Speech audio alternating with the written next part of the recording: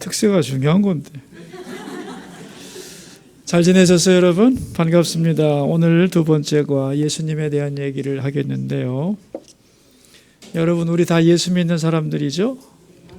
예수 믿는다는 게 뭐죠? 예수 믿는다는 것은 무슨 뜻이죠? 예수를 믿는 거지. 그러면 안 됩니다. 예수 믿는다는 게 뭐예요? 그렇죠. 그게 이제 내용이 우리 권사님이 정확하게 얘기하셨는데, 용어를 사용한다면, 전문 용어를 사용한다면, 전문 용어라는 거 괜히 기죽지 마세요.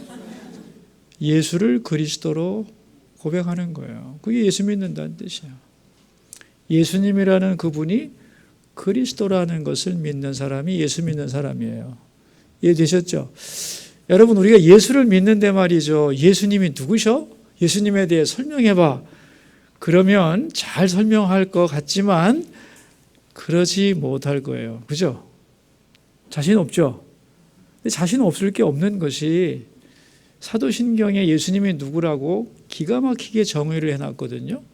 근데 사도신경을 외우면서 왜 예수님에 대해서 설명을 못할까? 할 수 있잖아요. 그죠? 여러분, 그래요, 안 그래요?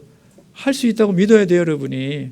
그럴 일은 없겠지만 여기다가 이제 백지와 볼펜을 주고 A4지 주고 예수 그리스도가 누구신지 3페이지에 걸쳐서 서술하시오. 이렇게 하고서 이제 여러분에게 90분의 시간을 딱 준다 그러면은 점수가 기가 막힐 것 같아요. 이 편차가. 그런데 사실은 가만히 생각해 보면 예수님이 누구신지를 설명할 수 있을 거라고 난 생각해요. 그런 시간 안 가져봤고 이런 생각 도전을 안 받아봐서 그렇지. 그리고 마지막으로 그 주님과 나와의 관계를 고백하면 훌륭한 신앙 고백이 되는 거예요. 어떻게 생각하시나요? 전혀 모를 것 같지만 사실은 우리는 이미 배웠는데 그걸 체계화시키지 않았다는 거예요. 이 체계화를 신앙 고백으로 할 수 있도록 다 만들어 놓은 거예요. 그러니까 여러분이 사도신경을 외우신다면 예수님이 누구신지를 굉장히 어려운 것 같지만 하나하나 생각해 보면서 거기에 이렇게 토를 달게 되면 아주 좋은 논문이 될 수도 있는 거예요. 오늘 그래서 이제 이 사도신경이 지식으로 끝나면 안 되고 이게 고백으로 끝나게 되면 굉장한 파워를 가지게 되는 것이다. 그렇게 생각할 수 있습니다. 예수 믿는다는 말이 뭐라고요? 예수를 그리스도로 고백하는 것을 의미하는 거예요. 나는 예수님에 대해서 설명할 수 있다, 없다? 있다. 우리 여러분 이거 몇 페이지를 보시면 되냐면 31페이지. 요 장면, 요거 보세요 한번. 이과 시작하는 요 그림. 왼쪽에 예수님에 대한 고백이 나와 있죠. 그죠? 나는 유일하신 아들 우리 주 예수 그리스도를 믿습니다. 예수님은 누구신가에 대한 정의를 딱 내린 거예요. 그죠? 나는 그의 유일하신 아들 우리 주 예수 그리스도를 믿습니다. 예수님은 하나님의 유일하신 아들이다. 이렇게 설명해 놨죠. 그죠? 그 다음에 그는 성령으로 잉태되어 동정녀 마리아에게서 나시고 예수님이 이 세상에 탄생하신 방법, 예수님이 이 땅에 오신 방법에 대한 설명이고, 그 다음에 본디오 빌라도에게 고난을 받아 십자가에 못 박혀 죽으시고 장사된 지 사흘 만에 죽은 자 가운데서 다시 살아나셨으며 오셔서 한 일, 그 중에서 과거의 일입니다. 과거의 일, 그죠? 그 다음에 고다음 문장, 하늘에 오르시어 전능하신 하나님 우편에 앉아 계시다가 예수님이 지금 하시는 사역, 그리고 앞으로 하실 일, 거기로부터 살아있는 자와 죽은 자를 심판하러 오십니다. 됐죠? 그죠? 기가 막힌 설명입니다. 어떻게 더 설명하겠어요, 이걸. 여러분이 예수님에 대해서 나는 몰라요 자꾸 이러지 마시고 알 거 다 안다. 그죠? 알 거 다 합니다. 알 것에 대해서 내가 설명을 안 해보고 가르쳐보지 않고 내가 고백해보지 않고 정리해보지 않아서 그렇지 우리는 굉장히 많은 것을 알고 있는 거예요. 예수님이 누구신지 또 왜 오셨는지. 어거스틴이 그런 질문했죠. 예수님이 이 땅에 우리를 위하여 오셨는데 이 우리란 말 대신에 나라고 바꾸면 어떨까? 근데 만약에 이 세상에 나 혼자만 있으면 오셨을까? 오셨을까? 오셨을까? 걱정이 되는데 오셨을까? 대답은 예스죠. 그럼 이제 뭐 어떻게 되는 거냐면은 그럼 나는 도대체 어떤 사람이냐는 거죠. 하나님이 예수 그리스도와 맞바꾼 거 아니에요? 그죠? 그 무지무지한 사랑을 받은 거잖아요. 그죠? 그렇죠? 어떻게 더 비싼 대가를 지불할 수가 있어요? 주님이 나를 위해 죽으셨는데 나는 죽도록 사랑을 받은 사람이네. 그래요, 안 그래요? 여러분, 그래서 여러분의 가치가 얼마냐면은 예수님짜리라는 게 이런 말입니다. 예수님이 나를 위해서 죽으신 거잖아요. 여러분, 가치라고 하는 건 뭐냐면은 내가 얼만큼 가치가 있어야 사랑받는 게 아니고 사랑받는 게 나의 가치예요. 예? 내가 얼만큼 사랑받았느냐 하는 거예요. 나의 가치가 그만큼 있다는 거예요. 그러니까 가치가 있어서 사랑받는 게 아니고 사랑을 받아서 가치가 생기는 거예요. 그러다 보면 나는 참 존귀한 자죠. 많은 사람들이, 이 세상에 많은 사람들이 자기의 가치를 알지를 못하고 비하하고 쓸모없는 인간이라는 생각을 많이 합니다. 또 주부들 중에도 이런 사람들이 많습니다. 나는 뭐 일도 못하고 돈도 못 벌고 남편과 아이들도 나 알기를 무시하고 난 뭐지? 나의 가치는 뭐지? 이렇게 생각하는데, 여러분, 우리의 가치는 어디에 있냐면은 하나님이 나를 얼만큼 사랑하셨느냐에 있는 거예요. 내가 너를 위해 죽었는데 내 생명과 너를 바꿨는데 이런 거잖아요, 지금. 그죠? 그러니까 내가 얼마나 지금 존귀해지는지 몰라요. 이 존귀해진 내가 함부로 살 수 없는 거예요.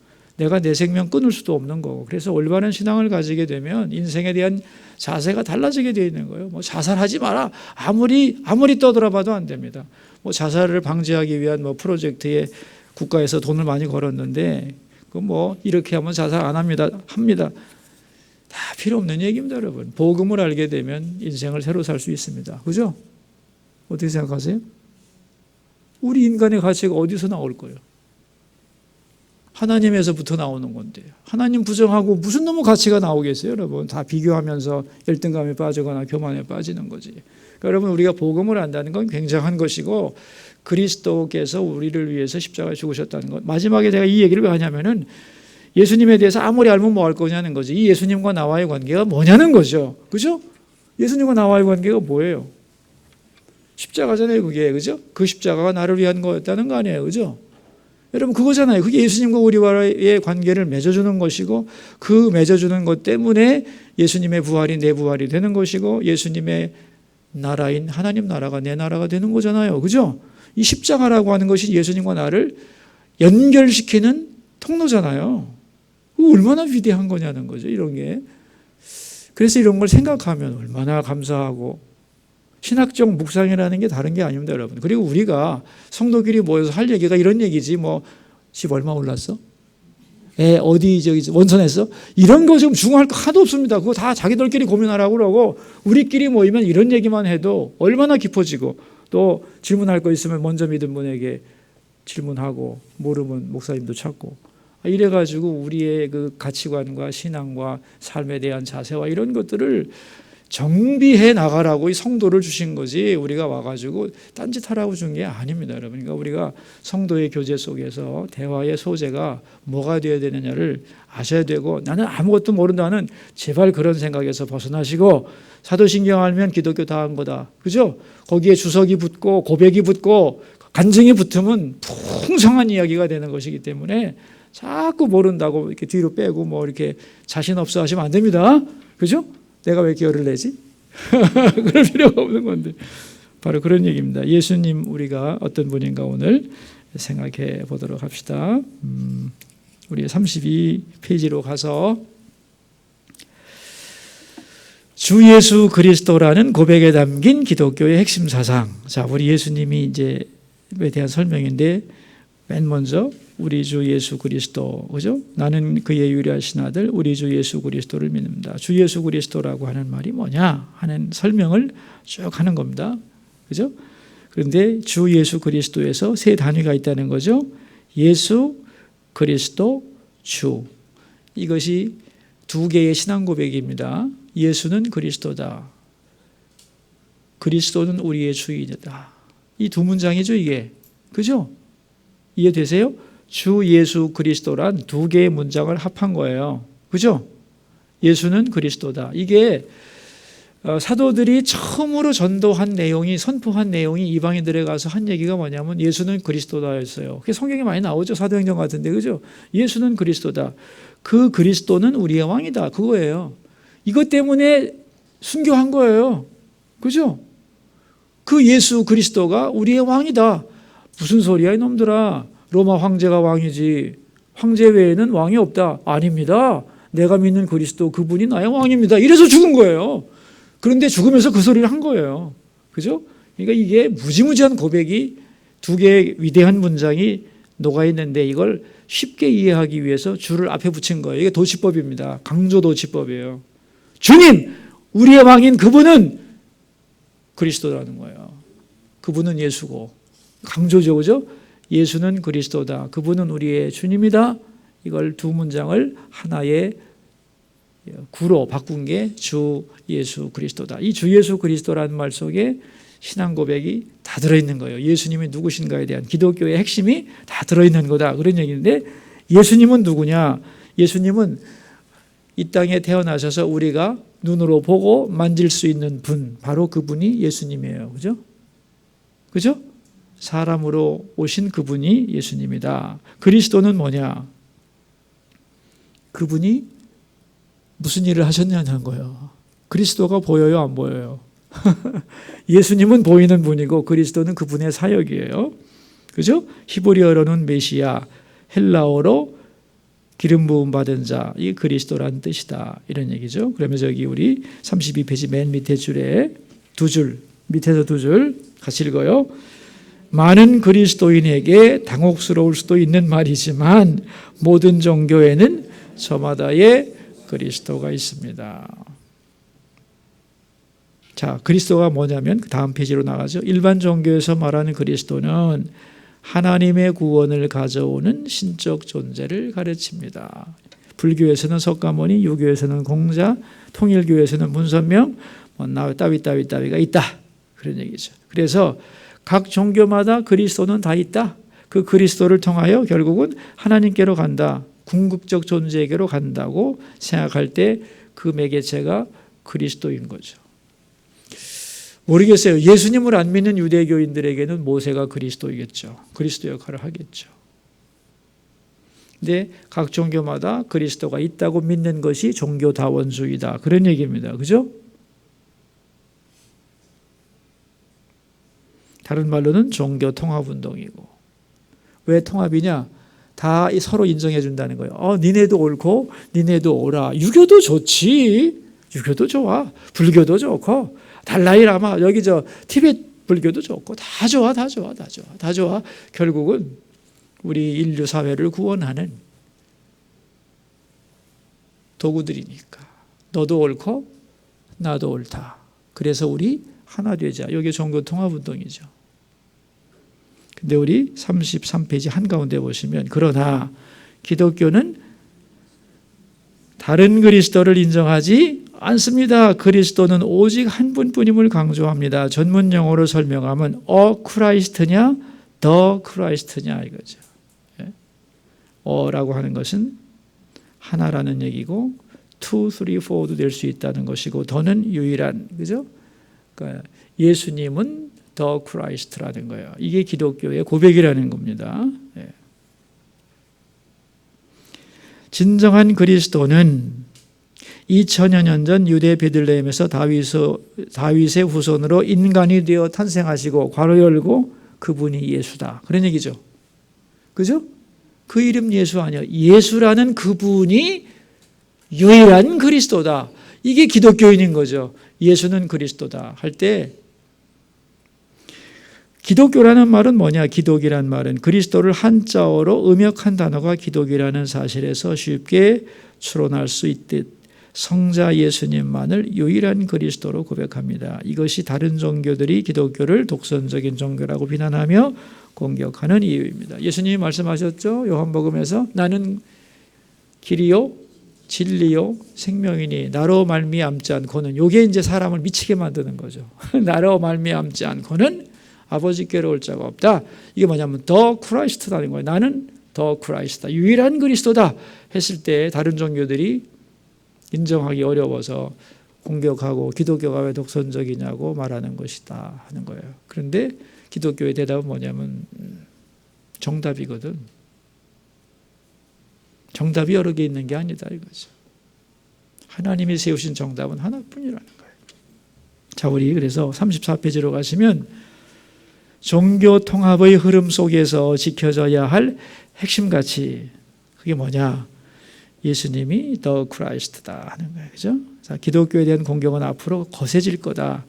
말세로 갈수록 각 종교마다 그리스도라 주장하는 자들이 나타나고, 예수님 말씀대로죠. 그럴수록 종교다원소이나 종교 통합을 향한 움직임이 거세게 불어닥칠 것이기 때문입니다. 이는 이미 성자 예수님이 예언하신 말씀입니다. 여러분, 가톨릭에서 주일날 스님이 와서 설법도 해요. 몰랐죠? 절에 가서 신부님이 강설도 합니다. 요새 그거 박수 많이 받습니다. 미안한 얘기지만 목사님도 갔었어. 생깁니다. 그런 목사들 앞으로 인기 있을 겁니다. 세상 사람들한테. 어떻게 생각하세요? 왜? 그런 시대가 되고 있잖아요. 예수님이 그랬잖아요. 많은 사람이 내 이름으로 와서 나는 그리스도라. 이거 뭐냐면은 왜 동국대가 갖고 얘기하고 말이야. 절에 가가지고 목사님이 당신들에게도 구원이 있다. 이 말이 뭐냐면 당신들에게도 그리스도가 있다는 거 아니에요. 그죠? 그 말은 결국 뭐냐면 The Christ, Jesus is the Christ. 예수님이 유일한 그리스도라고 하는 자기의 신념을 배신한 거 아니에요. 그죠? 점점 많아져요. 부흥 강사라고 떠들던 사람들도 다 가서 그런 사람들이 있습니다. 앞으로 그런 일이 생기면 여러분은 절대로 놀라지 마세요. 어떻게 생각하면 되냐? 어째 목사가 그럴 수가 있어? 그러지 마시고 말세구나 이렇게 생각하시면 돼요. 예수님 말씀 그대로 돼. 그렇게 생각하시면 됩니다. 그러나 나는 누가 뭐래도 예수님이 유일한 그리스도라고 하는 그리스도인의 정체성을 나는 잃지 않겠다라고 고백하시면 돼요. 그래서 우리가 다음 페이지로 가시면은 맨 윗줄, 교회에서 세례 줄 때 예수 그리스도를 믿어 하나님의 자녀가 된 아무개에게 내가 성부와 성자와 성령의 이름으로 세례를 주노라. 예수를 그리스도로 믿는, 예수를 그리스도로 고백하는 누구? 이게 그리스도인이거든요. 이게 세례 받을 수 있는 세례의 고백이에요. 예수가 그리스도라는 것. 그러니까 그리스도인이라는 말 자체가 나오죠. 예수를 그리스도로 믿는 사람이라는 뜻입니다. 네. 마지막으로 우리 주 할 때 그 주는 뭐냐? 주는 왕이다. 그래서 우리 마지막 문단 자 같이 한번 읽겠습니다. 지금까지 제가 얘기한 거예요. 결국 우리 주 예수 그리스도라는 고백은 다음 세 가지 뜻을 갖고 있습니다. 먼저 예수는 하나님의 약속대로 2000여 년 전 성육신하여 유대 땅에서 태어나신 분입니다.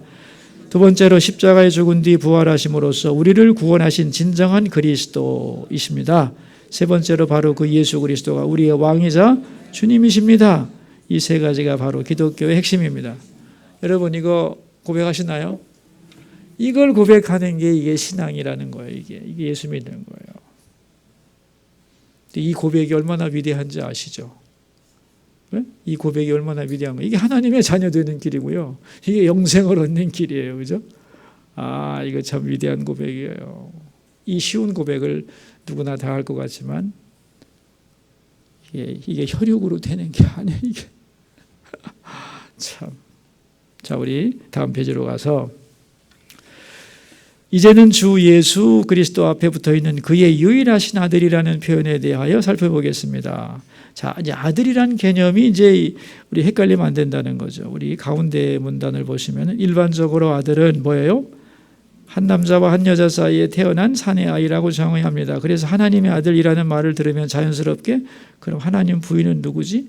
예수님의 어머니는 누구지라는 질문이 나옵니다. 아들이면 아버지보다 한 등급 낮은 거 아닌가? 그런 생각도 한다는 거예요. 여러분 촌수가 다르죠. 아버지하고 아들은 촌수가 달라요. 격이 달라요. 그죠? 그래서 이제 예수님이 하나님의 아들 그럴 때 하나님보다 좀 열등한 게 아닌가 이렇게 생각을 하는 종교도 많이 있죠. 안식교 같은 거 다 그런 거예요. 그런데 이제 이 아들이란 말을 왜 썼느냐 하는 문제죠. 이 아들은 인간에게 하나님과 예수님과의 관계를 설명하기 위해서 차용한 용어일 뿐이다. 인간적 용어일 뿐이라는 거죠. 여기서 아들이라는 개념이 뭐냐 하면은 37페이지 두 번째 문단, 세 번째 문단인가요? 그렇다면 아버지에게 아들은 어떤 존재입니까? 같이 읽읍시다. 자기 자신은 아니지만 자신과 가장 많이 닮았고 본질적으로 자신과 가장 비슷한 또 다른 나, 다른 모습과 성격과 신분을 그대로 이어받은 분신, 또한 가장 믿고 사랑하며 그 무엇을 줘도 아깝지 않은 존재. 그러니까 알터 에고라고 그러죠. 전문 용어로. 또 다른 나야, 또 다른 나.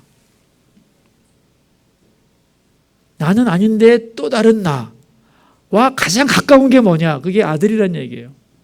이런 의미에서 아들이란 뜻입니다. 그러니까 그 밑에 문단에 나오죠. 따라서 예수님이 하나님의 아들이란 말은 그분이 우리처럼 단순한 인간이 아니라 신분이나 본질이나 의지나 행동 등 모든 면에서 하나님과 차이가 없는 동등한 존재, 하나님과 가장 닮아있는 또 하나의 하나님이라는 뜻입니다. 영어로 말하면 is가 아니라 something like라는 거예요. 그러니까 아들이다가 아니라 아들 같은 존재라는 거예요. 이해되셔요? 이해가 되세요? 예수님은 하나님의 아들이다라고 말하지만 사실은 아들과 같은 존재다 그런 얘기죠. 하나님과 동등한, 본질적으로 동등하고 위격으로 동등하다는 거예요. 그러나 성부가 아닌, 그래서 성자 하나님이라고 한다는 거죠. 그래서 여기 밑에서 네 줄을 보시면 다시 말해 아들이다가 아니라 아들과 같은 존재라는 뜻입니다. 하나님과 완벽하게 동등하신, 자, 요 뜻이에요. 하나님과 완벽하게 동등하신 인간이면서 동시에 하나님이라는 뜻인 것입니다. 뜻입니다. 이는 성경에도 잘 설명되어 있다. 그런 얘기죠. 그래서 다음 페이지. 예수님은 스스로를 낮춤으로써 아버지를 높이신 것인데 예수 그리스도는 아버지 하나님보다 한 단계 낮은 것이 아니라 엄연히 동격이다. 이것이 기독교의 가르침입니다. 예수님이 곧 하나님이라는 것입니다. 이 아들이라는 개념, 나와 가장 비슷한 존재. 근데 이 아들이라는 개념을 쓰면 우리식으로 말하면 한 단계가 낮아지는데 그런 의미가 아니다. 그런 얘기를 하고 있는 것이고요. 거기다 유일하신이라는 말은 또 왜 붙였나? 자, 여러분 제가 질문할게요. 황명환 목사는 하나님의 아들이다. 맞아요, 틀려요? 네? 왜 이렇게 겁을 내요? 황명환 목사는 하나님의 아들이다. 네? 맞아요, 틀려요? 맞죠? 이런 주장을 할 수 있는 사람들이 많겠어요, 적겠어요, 세상에?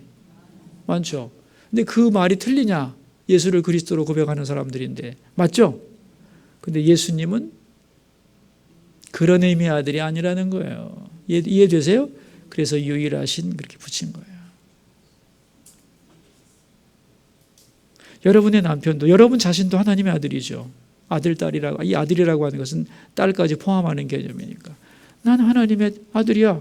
여러분이 하나님의 딸이야 말할 수 있잖아요. 근데 그게 예수님이 하나님의 아들이라고 하는 개념과는 틀린 거야. 예수님과 하나님은 본질이 동등하시고 우리는 그의 피조물이고 은혜 가운데 자녀가 된, 아들이 된 사람들이고, 그죠? 그러니까 유일하시다고 하는 것을 통해서 우리가 아들이라고 주장하는 것도 세상에 어떤 왕이 나는 하나님의 아들이다 그럴 때 그 아들이라는 개념하고는 틀리다 그런 뜻이에요. 예수님이 하나님의 아들이라는 개념은. 저는 이해를 시켰는데 여러분 이해가 됐는지. 그죠? 그런 뜻이에요. 그래서 여기 어디를 보시면 되냐면 38페이지 가운데 문단을 딱 보시면 그렇지 않습니다. 예수님은 또 다른 하나님이십니다. 그래서 예수님을 성자 하나님이라고 부르는 것입니다. 자, 그 밑에요. 자, 같이 나와요. 사도신경에 나오는 하나님의 아들이라는 표현에는 한 가지 단서가 더 붙습니다. 바로 유일하신이라는 수식어입니다. 이 표현은 다른 아들과 혼동할까 봐 사용하는 용어입니다. 즉 사람들이 자기 권위를 내세우기 위해 나는 하나님의 아들이다가 말할 때 우리는 하나님의 자녀다라는 의미에서 말할 때 뜻하는 그런 개념의 아들이 아니다. 다음 페이지 맨 윗줄. 그 누구와도 같을 수 없는 독특한 의미의 아들. 그래서 유일하신이라는 단어를 통해 예수님은 하나님과 본질적으로 가장 닮은 또 하나의 하나님이심을 나타냅니다. 예수님이 누구신가에 대한 설명 쭉 하셨고요. 그 다음에는 그 예수님이 이제 사람이 되어 오셨는데, 사람이 되어 오시는 방법이 뭐예요? 성령으로 잉태되어 동정녀 마리에게서 나시고, 이게 40페이지 셋째 줄 얘기예요. 그는 성령으로 잉태되어 동정녀 마리아에게서 나시고 라는 말은 예수님이 참 인간으로 이 땅에 오시는 과정 가운데 사람이 어떤 도움이나 주도권이 없었다. 그러니까 하나님이 사람 되어 오시는 방법이 성령으로 잉태된 것이다. 근데 사람이 되려면 여인을 통해야 돼요. 그죠? 그렇잖아요. 이 여인의 위대함이죠, 이게. 네. 성령으로 잉태되어 사람이 되어 오셨다 하는 것이고, 그렇다면 이제 왜 사람이 되어 오셔야 되나? 예수님이 하나님으로서 우리를 구원하시면 안 되나? 뭐 이런 얘기를 할 수 있는데, 이게 40페이지 세 번째 문단 가운데 그럼 왜 하필 사람으로 오셨을까요? 인류의 가장 큰 문제, 즉 죄사함과 구원의 역사를 이루시기 위해서입니다. 사람의 문제를 해결하기 위해서는 사람이 사람으로 오셔야 되는데, 또 사람으로서는 사람 문제를 해결할 수가 없기 때문에 하나님이 사람이 되어 오신 거다. 맞죠? 예. 근데 그게 오셔가지고 이제 오셨다는 얘기죠, 까지는. 근데 왜 뭐 어떻게 성령으로 잉태가 될 수 있느냐? 이딴 소리 하는 사람에게 그거는 하나님의 천지를 창조하신 하나님인데 뭐가 불가능하냐, 이제 그런 얘기를 한 것이고요.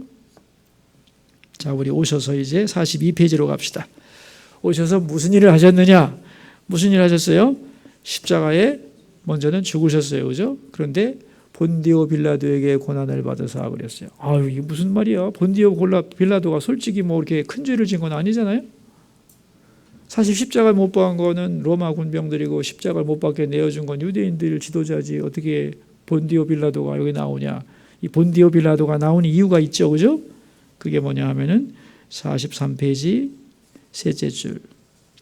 특히 십자가 사건에서 유대 주재 로마 5대 총독 본디오 빌라도가 언급된 이유는, 같이 읽어요. 하나님의 구원 역사가 보이지 않는 은밀한 곳에서 이루어진 것이 아니라 인류 역사의 한가운데서 분명한 시간과 공간 속에서 이루어졌다는 걸 나타내기 위해서입니다. 이해되시죠?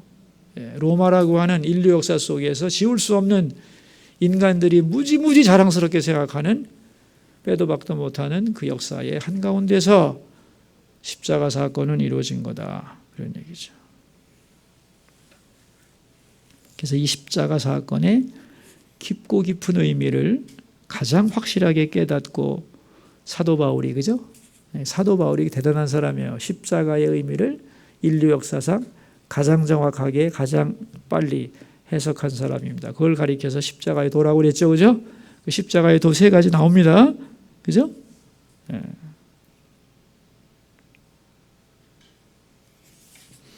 이제 43페이지 읽어보시면 되고요. 예. 십자가에 죽고 부활하시고, 이제 그거는 이제 과거의 일이고, 이제 그 이후의 고백, 우리 44페이지 밑에서 다섯째 줄 보시면 나와요. 44페이지 밑에서 다섯째 줄 보시면은 이후의 고백은, 즉 이후의 고백이 뭐냐 하면은 하늘에 오르시어 전능하신 하나님 아버지 우편에 앉아 계시다가 그부터 그 얘기를 하고 있는 거예요. 이후의 고백은 현재와, 그러니까 현재 어디 계신다는 거예요.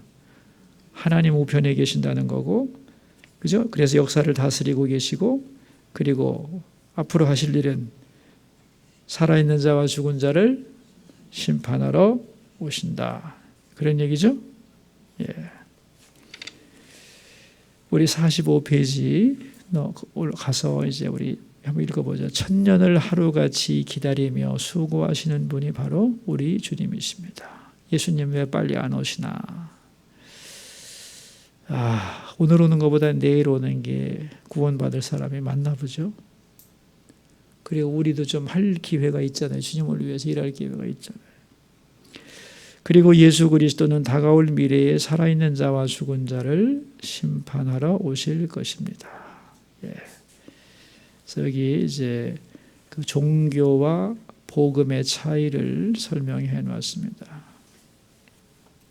예수님의 복음이 얼마나 위대한 것이냐 하면은 종교를 보면 알 수 있다는 거예요. 우리 다섯째 줄 한번 읽어봐요. 45페이지 위에서 다섯째 줄. 세상의 모든 종교는 보텀업 방식을 취합니다. 이 보텀업이라는 뭐냐면 밑에서 위로 가는 방향을 취한다는 거예요. 즉 인간 스스로의 노력과 수양을 통해 하늘로 올라가려고 애씁니다. 하지만 결국에는 허무함만 남을 뿐입니다. 아무리 높은 데까지 올라가려고 노력해도 하늘에 도달할 수는 없기 때문입니다. 반면 복음은 철저한 탑다운입니다. 위에서 아래로 내려온다는 거예요. 하늘에 계신 하나님이 인류를 구원하기 위해 스스로 인간이 되어 이 땅으로 내려오신 위대하고 감격적인 이야기입니다. 우리 스스로는 도저히 올라갈 수 없는 길이기에 하나님은 그 높은 보좌를 버리고 직접 이 땅에 임하셨습니다. 그리고 우리의 죄를 대속하시기 위해 십자가에 매달려 죽었다가 부활하셨으며 우리를 영원한 하나님 나라로 인도하기 위해 지금 이 순간도 애쓰고 계십니다. 이 예수 그리스도의 사역을 아주 정확하게 설명한 게 바로 사도신경이라는 것이고, 그래서 우리는 이 예수님의 사랑을 믿고 또 다시 오실 주님을 기다려야 한다는 거죠. 우리 46페이지로 갑시다.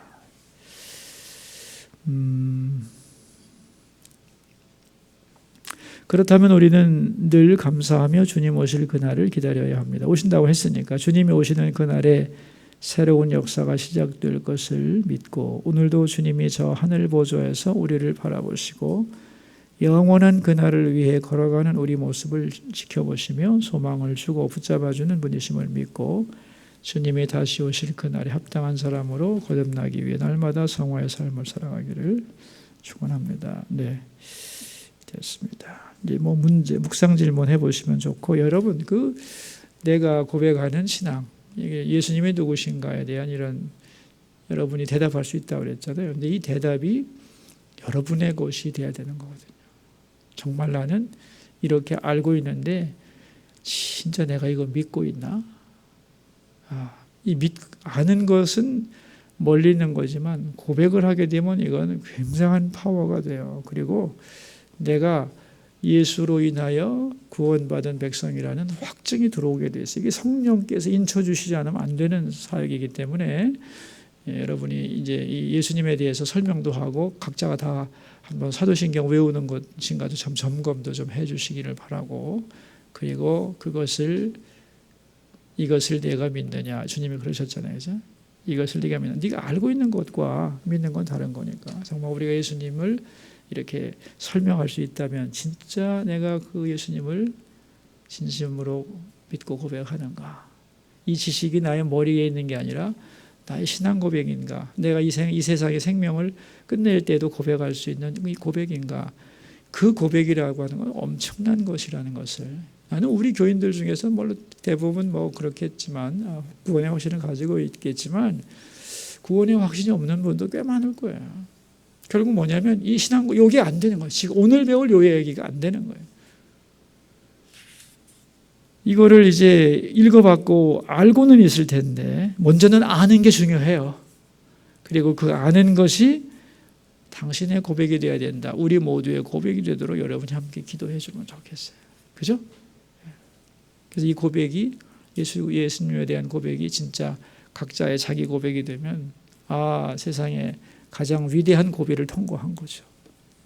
그런 은혜로운 시간을 잘 보낼 수 있기를 바랍니다. 여러분 수고 많이 하세요. 감사합니다. 여기서 마칠게요. 네. 박수 치려면 치세요. 네. 감사합니다.